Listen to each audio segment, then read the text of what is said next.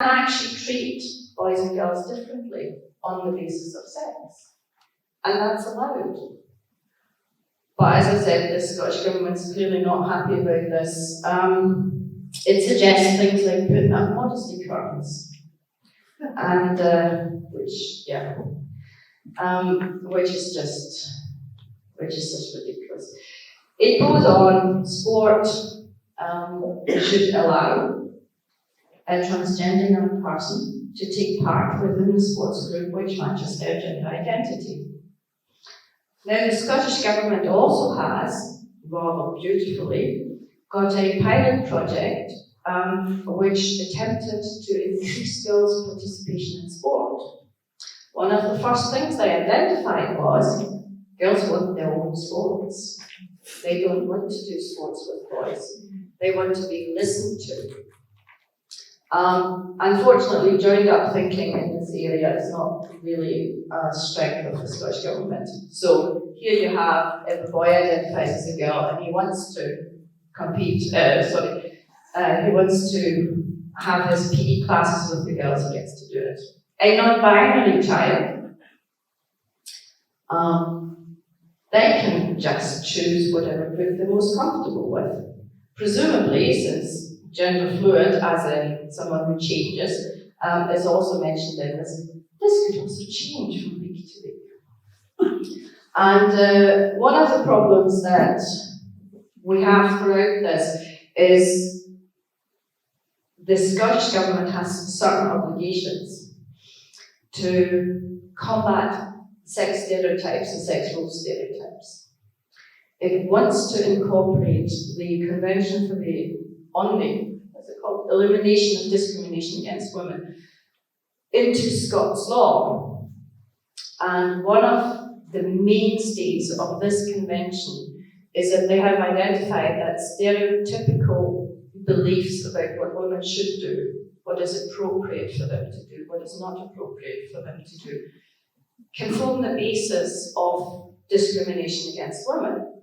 So therefore, the Scottish Government has committed to combating sex stereotypes and sexual stereotypes. The problem, however, is that they can't make up their mind as to how you do this. And they really can't do it if they also allow us to teach children that if a girl likes football, she might be a boy. And there are some definitions in here which are quite concerning, because what I would want from a document like this is a little bit of an impartial voice in here. But the Scottish Government talks about children being assigned a sex at birth. And it talks about gender non-conformity being different from being trans, but it can't really identify it. The Scottish Government does not have a child-friendly definition of gender identity. I can, of course, tell you why. We don't have to play games about this. If you write a child-friendly definition of gender identity, the only thing you can talk about is stereotypes. If you like short hair, if you like football, if you like blue, you might be a boy. And if you like dolls and you want to wear a dress, you might actually be a girl, even if you were born male. That's a real problem. It confuses the whole thing. So this isn't impartial, this is steeped in ideology. And that's not a good thing when you take it into schools. Now, until now, we have been absolutely abandoned by anybody who should care about children. But in September, the only union for secondary school teachers in Scotland published a statement saying this guidance is actually putting teachers at risk of breaking the law and being sued. It's useless, it should be changed or withdrawn, but it isn't fit for purpose. And that's something That was a very brave statement to do. I have not been able to find it anywhere, so I don't know if they withdrew it, if they stand by it. But it's the first time teachers have actually said, this isn't good enough for us. And the real problem they have is that this guidance emphasises it's non-statutory, which means that it's not binding for schools to use, but it gives them advice on how to deal with these issues. But then it goes on to say that you need to get your own legal advice to make sure you are not breaching the rights of children. School budget, yes. Well, the other problem is if that's what you want to do, if you want to give advice, you need to fairly and accurately represent the law and not put things in here that conflict with it, like saying there is no law in Scotland that bans a man from a woman's toilet, because it's irrelevant. We actually have certain legal instruments that allow us to have single-sex spaces. That's how it works. We don't have to have a law that bans a man from a woman's toilet in order to have female-only toilets, and in order to be able to exclude all male people from that. But for whatever reason, the Scottish Government wrote it in this way because we're quite sure they have read this, but they've never acknowledged our assessment. And they certainly don't agree with it, because they have, word for word, taken passages out of the original guidance and put it in here. What about local councils? Yes. Because most local councils, they have their own legal departments. Has there been any feedback from them? Well, did you I was going to say, I wrote to Carrie Lindsay, who's the head of education for Fife Council, to invite her to our meetings. I wrote to her twice, and her response was that it wouldn't be appropriate for her to attend or her colleagues, and she advised that parents take it up with their schools individually. But my argument was like, how can't they, if there isn't any information out there, and that's why this meeting was called in the first place. So. My experience was through the West Coast, right? And my granddaughter, who's now 9, when she was 5, she started primary school, and there was boys' toilets and girls' toilets, right? When she went to primary 2, they'd all been changed over the summer holidays without a word, to any of the parents, right? When my daughter was a bit upset about it, and she was trying to speak, to the other parents, and she asked for a meeting, with the head teacher, like with some other parents. But that's not what they do, right? What they do is they pick off the parents one at a time. And when she went into the meeting, there was the head teacher and 2 senior members of staff to re-educate her, right, as to why she thought this so seriously wrong. My eldest granddaughter is 9 now, and she hasn't set foot in a toilet in school ever since that. If there's anybody who's next to the line of head teachers. Because I've passed on the transgender trend stuff, sex matters stuff, everything, and she's still teaching this shit. So I'm going to speak to her again. And just with the breast binding, the social contagion aspect of that. Absolutely, And the self-harming that girls, it's a known phenomenon. I think the breast binding thing is related to that, so I can't believe they're endorsing that. Without acknowledging how bad it actually And is. it's the mental health thing. And is it still, it's only affirmation in school? Yes, the guidance does not allow for parents to actually have a valid reason to disagree. Whether that is your religious beliefs or because you simply don't agree that you can change sex. Everything where parents might not agree with this is framed in terms of misconceptions that the teacher is then asked to clear up, or, as you said earlier, re-educate the parents. So it doesn't leave any room for disagreement. But then they've got the hate crimes, where if you do go into school and disagree with it, then they get you on that, don't they? We need to indoctrinate our own children. Forget about school. make sure by the time they get to school they know sex actually does matter. I'm And that terrified for human my beings grandson cannot going to change school. sex. I really am. I'm terrified. I'm scared about secondary.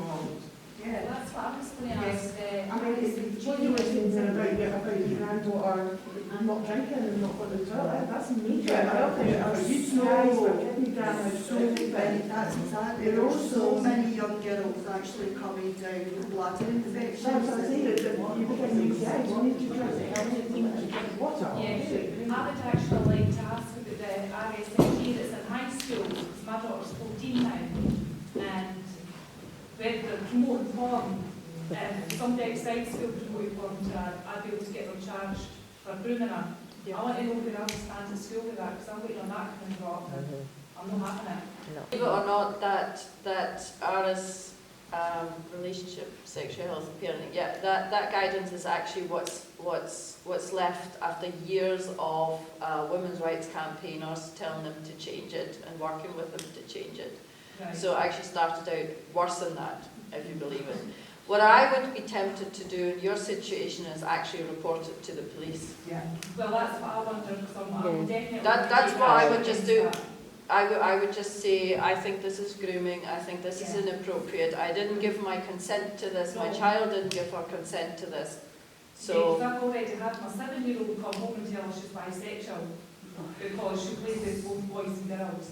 And I had to then explain sexuality to my 7-year-old who's not a sexual being. She doesn't yeah. understand sexuality. She's not. Yeah. I mean, the teaching materials, there's lots of it in there that is inappropriate and once again really contradictory and confusing, especially on gender stereotypes and then you know, identifying as trans. It just makes all of that up, yeah. But it's also concerning because on porn, especially on porn, there would have been an opportunity to raise the issue of women being exploited. Yeah. And the changing nature of porn over the last 25 years, as well as the damage it does to young men, and how that already has had a measurable influence on the relationships of young men and women, with the rise in violence within relationships. And none of that is in there. Yeah, no. It's completely missed out. Two more things to say, you know, about this. I'm sorry if I've halted it, but I really feel passionately about this. Right? The people who wrote the sex education materials, right, were the usual suspects. It was Stonewall, it was LGBT, it was Engender, it was Scottish Trans Alliance, and it was the Equality Network. What they managed to do with their diagrams and their labels was they missed out the cervix completely Yeah. as being part of, you know, women's reproductive organs. And what they did manage to do was put in the anus and the rectum as being part of the female reproductive system. And I suppose that's what you get if you're going to get organisations that represent adults. I mean, I've tried to take his name off it, right? But unfortunately, when the letters come through from Shirley-Ann, there was 5 different drafts of it, right? Before you got the letter that was signed, and some of the names were left in, right? And they didn't realise that they gave me it. So this is for after. And the other thing is, this is my last point. Let's talk about it going on. Right. Rhiannon Spear. Rhiannon Spear is on the Education Committee in Glasgow. Rhiannon Spear is the councillor who took in a prostitute who beats guys up, you know, for a living, and put it forward as being sex work is work and girls could consider it. Right? Rhiannon Spear is now in charge or on the board of a group called TIE. Oh, yes. TIE for inclusive and for, you know, education. And I went along to her hustings and she's there and all that kind of thing. I thought, okay then, let's have, you know, a conversation about this. And I said to her, what about this thing where you're actually advertising and saying that anal sex is okay for 13 and 14-year-old girls, as long as they use plenty of lube. And you illustrate it by using a banana and sticking it in a jar of Nutella, and you think that's funny. And she said, well, there's some teenagers that are using it as a method of contraception. Right? I went, have you lost your mind? Right? I said, have you not heard of seepage from the bowel getting into the female reproductive tract and rendering them infertile or sterile? Right? And an answer to that was, you're just a homophobe. So I'm a homophobe, right? I'm a trained natural family planning tutor. Women would come to me when they're trying to get pregnant. I'm trying to say to them, what are you doing about this practice that's going to seriously damage teenage girls? And they might not know about it until they're in their 20s and they want to try and start a family and they've got to have IVF or an assisted pregnancy. Now, the people who are running this are not right in the head. They're also very young. Yes. And they've been indoctrinated by the SNP. Well, I have no problem with homophobia, right, being challenged. Right? Scottish Government says that 47% of children in school have experienced bullying, but only 7% would have put it down to homophobia, which means they're neglecting the 40% who are being bullied because they've maybe got red hair, or a squint, or they're a bit fat, or a wee bit swelly, or they're part of the awkward squad. Right? It's all been elevated. Right? That's most important, and I object that what they did about 7 or 8 years ago, even 10, was used challenging homophobia as a Trojan horse to introduce trans ideology into schools. Yep. And your trans ideology in schools is based on queer theory. You know heard of queer theory? Yeah. So, folks that wrote the queer theory was a guy called Michel Foucault. And his favourite pastime was going to North Africa, flinging money at wee boys who were maybe 6, 7, 8, 9, 10 years of age, right, and raping them. Right, that's what he did. His partner, well, not his partner, but somebody else who is also into queer theory is Judith Butler. And Judith Butler thinks that incest isn't always harmful. She defends incest. And there's a lady called Rubens, right, and her claim to fame is that where is she? Paedophilia is no different to a preference for spicy food. Oh. So we have these three. We have the University of Sunderland's Gender Studies Department, right, who have put together all this stuff for this queer theory that has been adopted by the Scottish Parliament, right, and they think this is okay. Well, queer theory just challenges the whole idea that heterosexuality and maybe being gay, lesbian, bisexual, that's not normal. And basically, queer theory brings everything in, and that includes people like bestiality, MAPS, which is the new name, jazzed up name for paedophiles. Everything is included, and everything is normal under queer theory, and that's now heading towards nursery children. So we really do need to do something about this. Absolutely, absolutely. How quickly would this guidance become policy, and what would be the outcome of it become policy? Would you still be able to challenge the head teachers and things like that, even once it's policy? Just that I spoke on Twitter to, God, I can't remember the guy's name, but I'd asked a question about how quickly in Canada this guidance had become policy in schools, and he said it took one afternoon, 3 votes, and the parents weren't informed. Well, it already is policy in our schools. Right, okay. Because the original guidance, LGBT Youth Scotland guidance, was published in 2018 and has been implemented across our local authorities since then. Right. They will, if they are aware of the issues, which they may or may not be, they will change certain parts of the policies, but these kind of policies are already in place in our schools, which is why we have parents being affected, children being affected and parents telling us about this.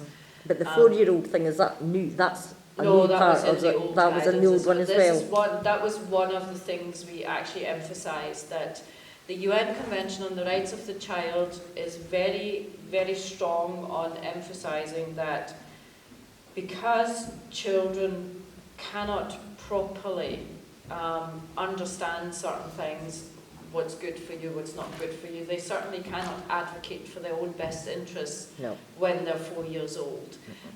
That's where the role of the parents comes in. Now, the Scottish Government, we have a very odd thing in Scotland. The UN Convention on the Rights of the Child does not put an age limit on this.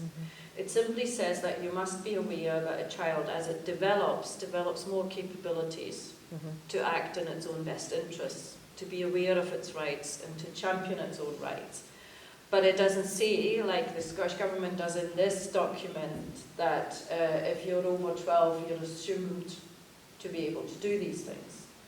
Now, if you think about your own children, that's true for some.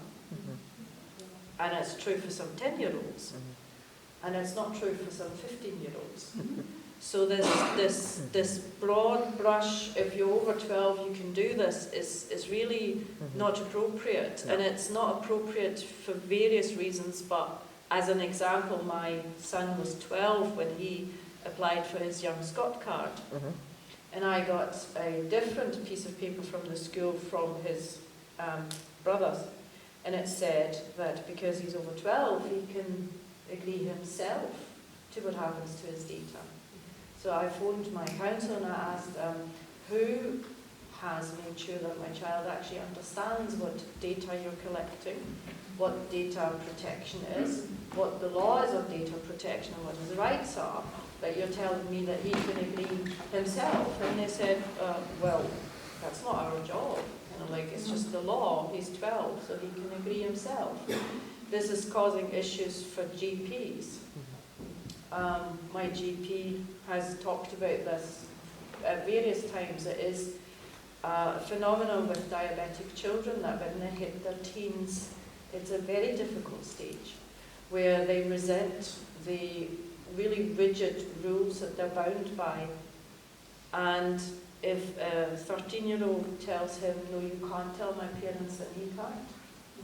So that's a real problem with the way this is handled in Scotland, and it certainly is not in line with the UN Convention. So don't be swayed by that if it says in here, if a 12-year-old can do that and you happen to have a 13-year-old who's upset.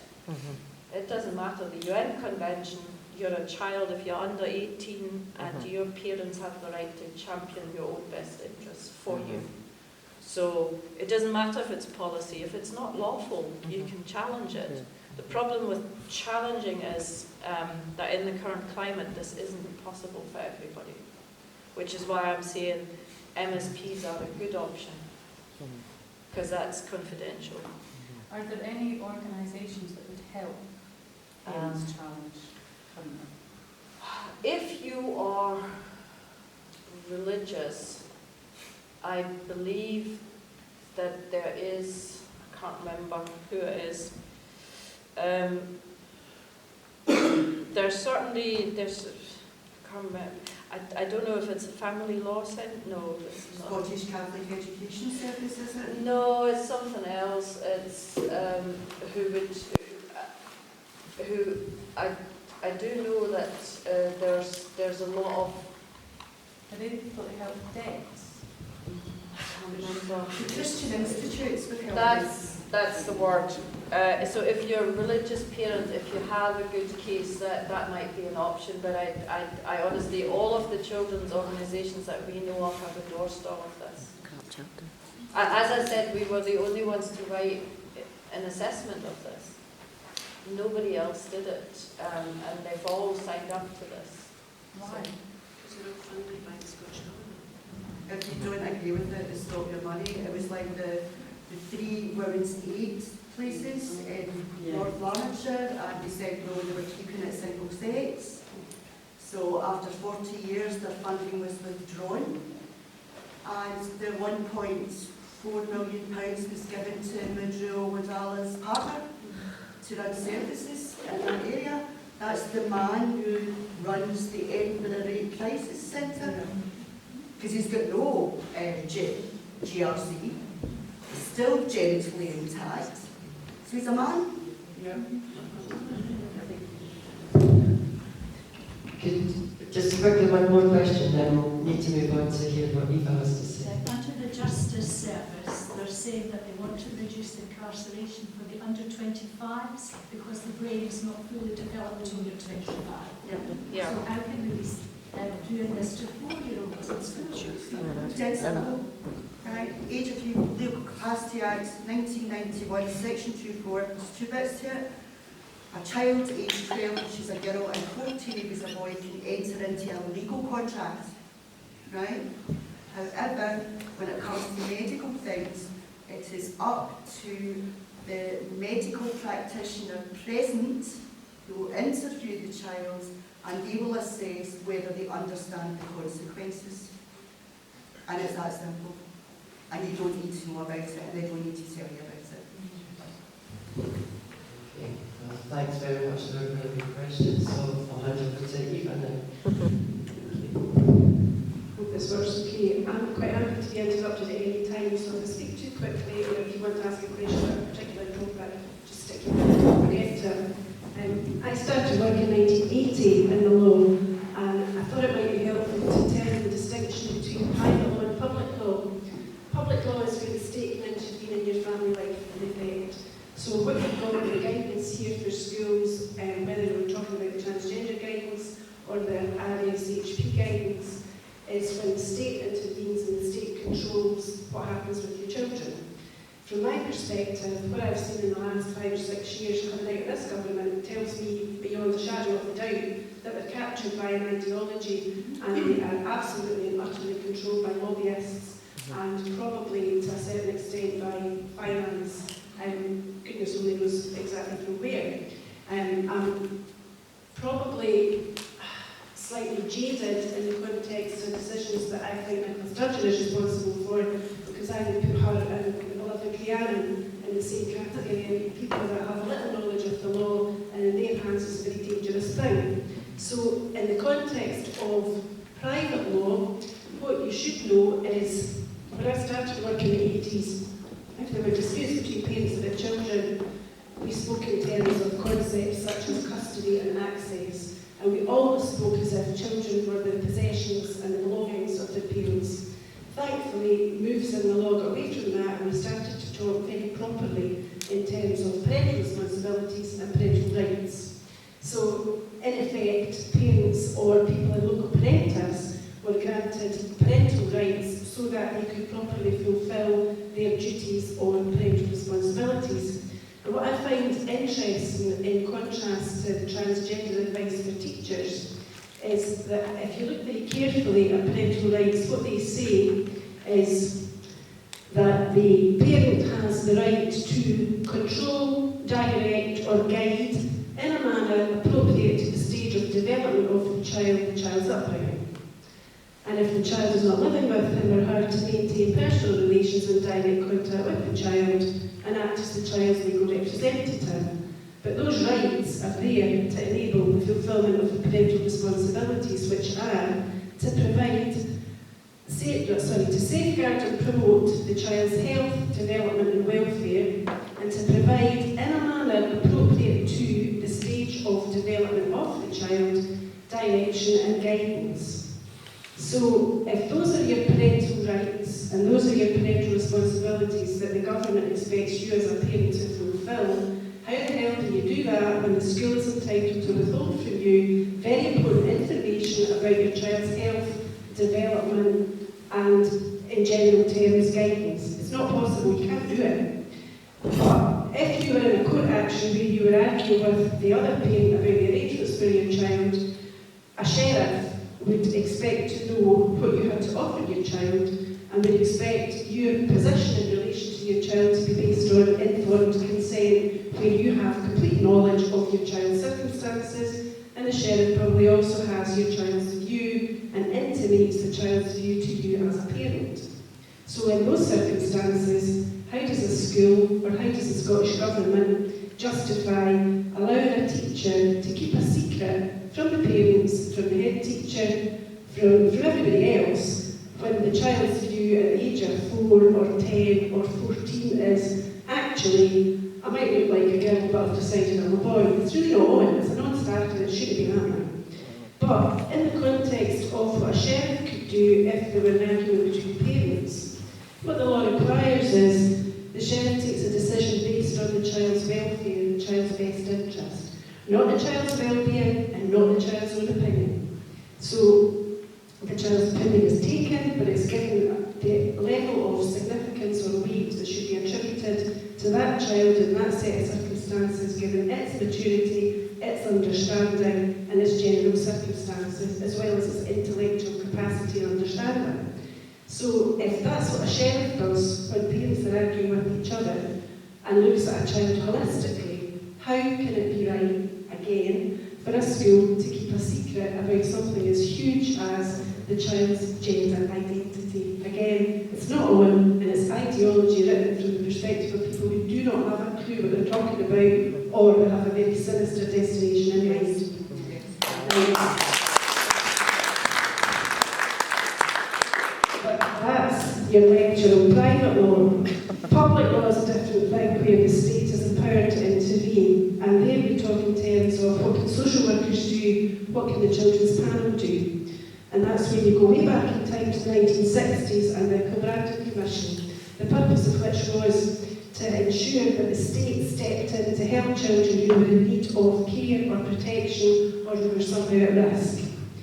But the perspective of the children's panel now and of social work involvement with children these days is that you intervene again at the minimum level so that the state does not have overall control of the child for any longer than is necessary to secure that child's welfare. So if a child is subject to social work or subject to the children's panel, those matters are under regular review, because what is accepted across the board in Scotland throughout the law is that the state ought to have a minimum amount of control over a child's life, and that control should come to an end at the earliest possible opportunity. So again, if you've got social workers and children's panels who are empowered up to a point to take decisions about children, to take into account children's views, where you have the parents entitled to have complete information from a panel and complete information from a social worker about all the arrangements for the children and everything that affects them. Again, how can you have a set of guidance that says teachers are allowed to keep secrets, but they have to keep them to themselves, and they have to respect the views of children who are old enough to get their ears pierced, can't get a tattoo, but can decide actually I'm a boy or a girl or whatever I am today. So again, it's not one. So my view is probably slightly different from your own. I would be less diplomatic than you've been, Madam. And I would say that the Scottish Government should be told exactly how to round that guidance.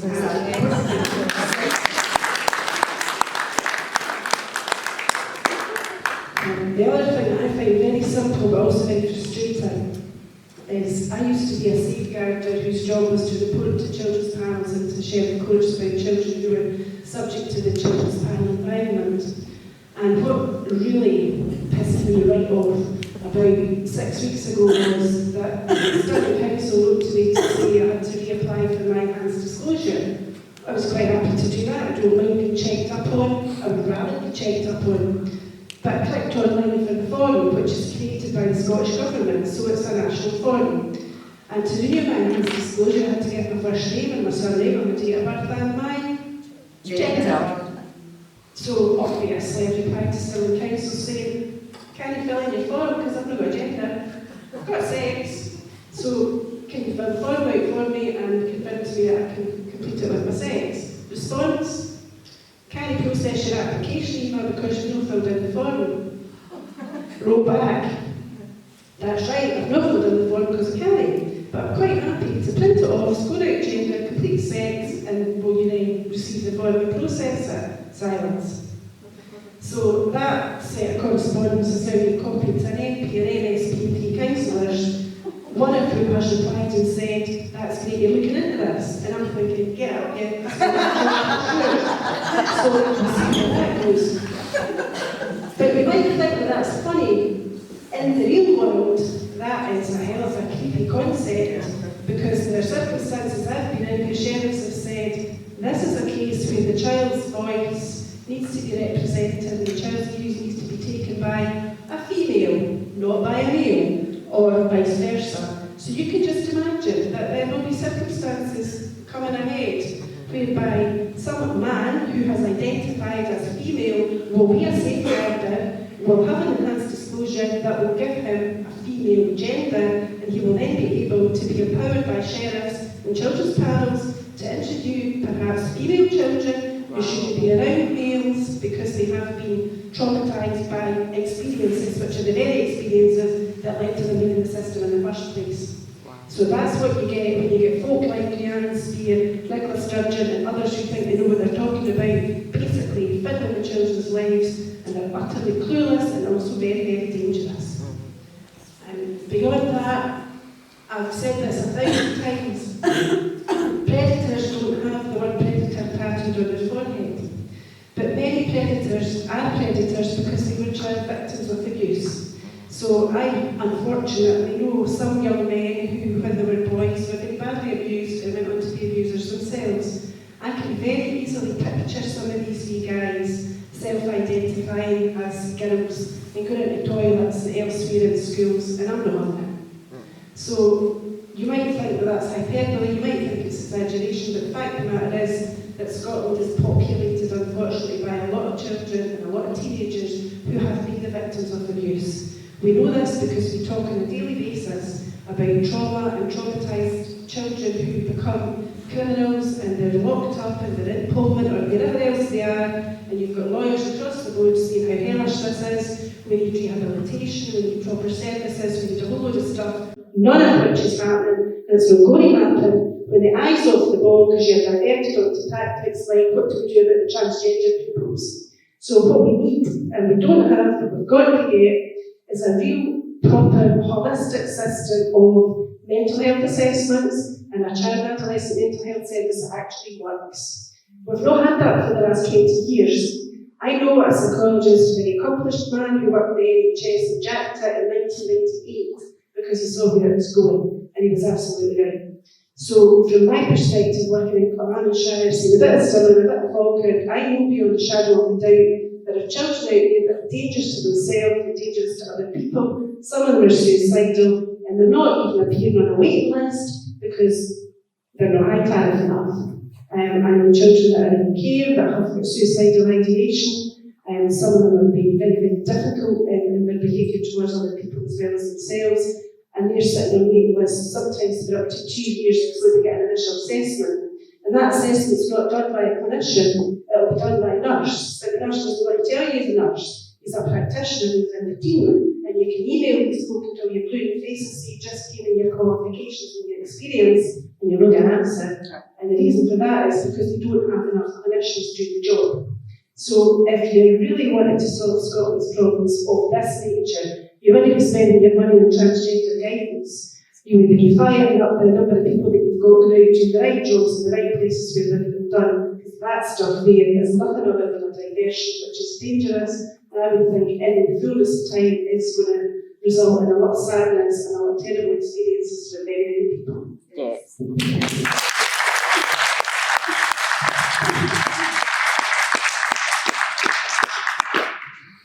You know, I spoke to this woman called Belle Staffy. She's on Twitter, and she worked in prisons with sexual predators.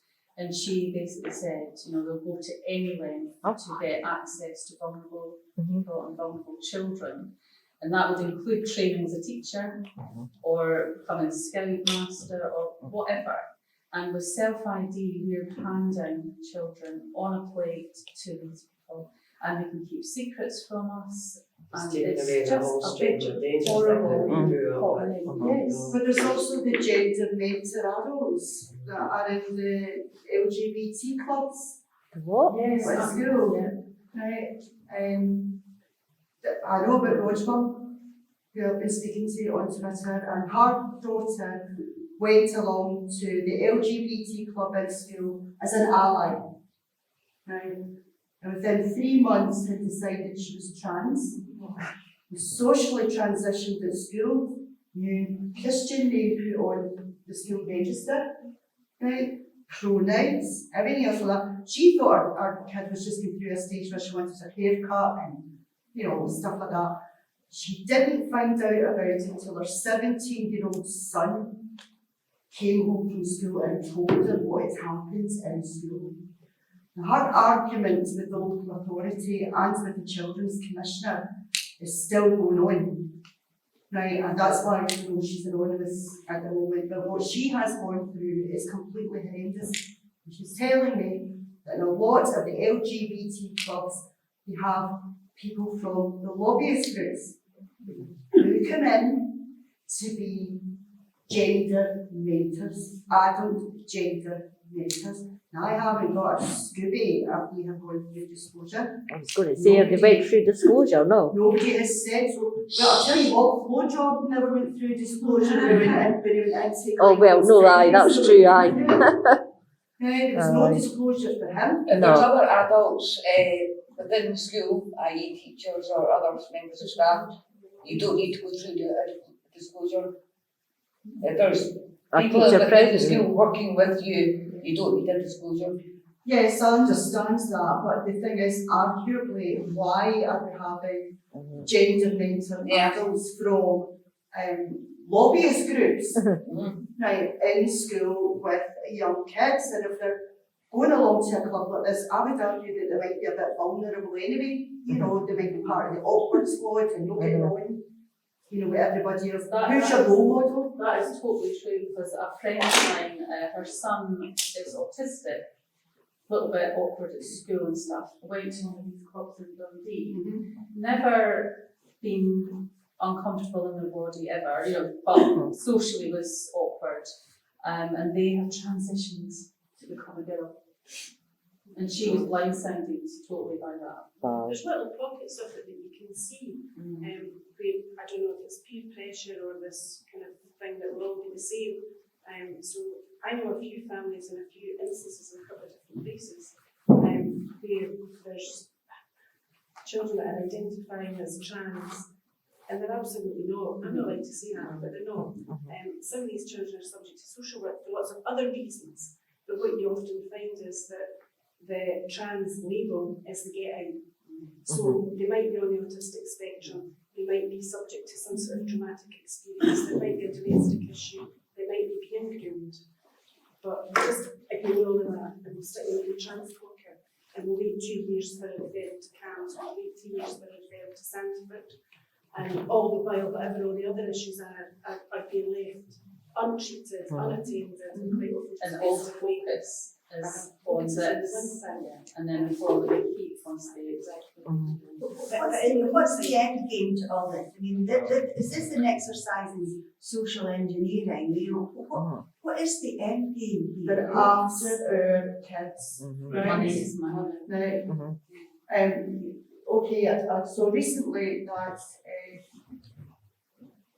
Big Pharma in America, right, the operations, and you have your puberty blockers, you have your cross hormones, and what they were actually saying was that anybody who fancied a punt, right, and was going to invest, in one of the companies that produces these hormones and everything else like that, they could expect a 26% return in their investment.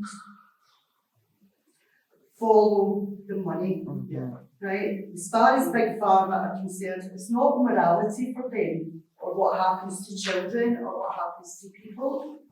it's all about money and profit, and they don't care whose lives are ruined in the meantime.